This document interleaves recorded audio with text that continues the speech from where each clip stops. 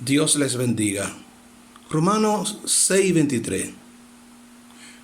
Porque la paga del pecado es muerte, mas la dádiva de Dios es vida eterna en Cristo Jesús. Romano está describiendo una condición de la iglesia establecida hasta aquel entonces en Roma y que eran personas que provenían de las costumbres romanas, unos y otros de los fundamentos judíos. Pero en aquella ocasión ahora era una iglesia establecida y conforme a las enseñanzas de la palabra de Dios. O sea, eran personas renacidas, habían muerto al pecado y habían ahora vivido para Dios. Antes estaban muertos en pecado y ahora habían resucitado para vivir una vida en cuanto a lo espiritual se refiere, agradable al Señor. O sea, habían muerto al pecado y ahora vivían para Dios. Cuando la Sagrada Escritura les señala a ellos, o el apóstol les señala a ellos, que la paga del pecado es muerte, el término paga se transfiere como consecuencia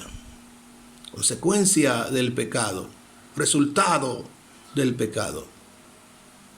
La paga del pecado quiere decir que cuando una gente peca, adquiere una deuda y que solamente la muerte es la que condona esa deuda. Y no se refiere a la muerte física, sino a la muerte espiritual.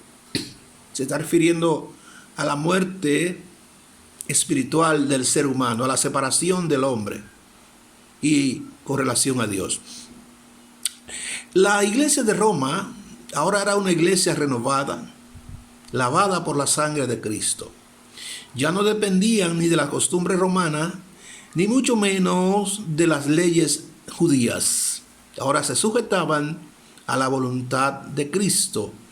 Ahora aquella ley escrita en sus corazones con sangre, la sangre de Cristo derramada en la cruz del Calvario.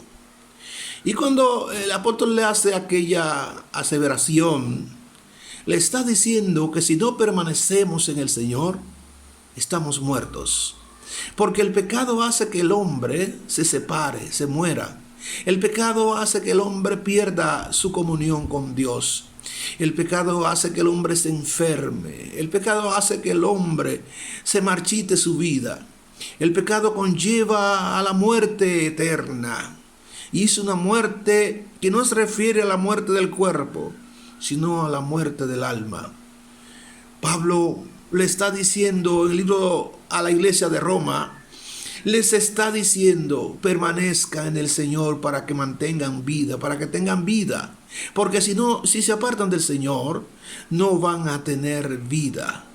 La vida espiritual se pierde cuando perdemos la comunión con Dios, cuando rompemos esa relación íntima con el Señor, cuando rompemos esa comunión con el Señor, estamos en peligro de muerte espiritual. Pero en el mismo versículo, en la segunda parte, Pablo le dice, mas la dádiva de Dios es vida eterna en Cristo Jesús, Señor nuestro. Aunque muramos al pecado, en Cristo tenemos vida. Y es la esperanza que Dios nos manifiesta en su palabra. No importa el pecado que el hombre haya cometido, no importa su vida, no importa su situación, no importa si le ha negado, no importa si ha hecho los pecados más aborrecibles, la sangre de Cristo le limpia de todo pecado. Aunque tus pecados sean rojos o negros, serán emblanquecidos con la sangre de Cristo.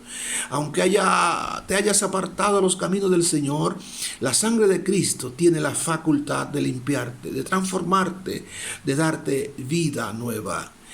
El pecado mata el alma del hombre, pero la sangre de Cristo revivifica, le da vida al hombre muerto, lo levanta de la tumba, lo levanta para darle una vida nueva.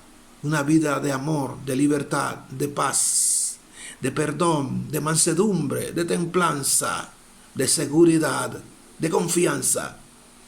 La muerte te separa de Dios. El pecado te aleja de Dios. Pero Cristo te atrae. Con amor eterno te he amado. Por tanto te mostré mi misericordia, dice el Señor. Y nos atrae con lazos de amor hacia Él. Cristo quiere perdonar tus pecados.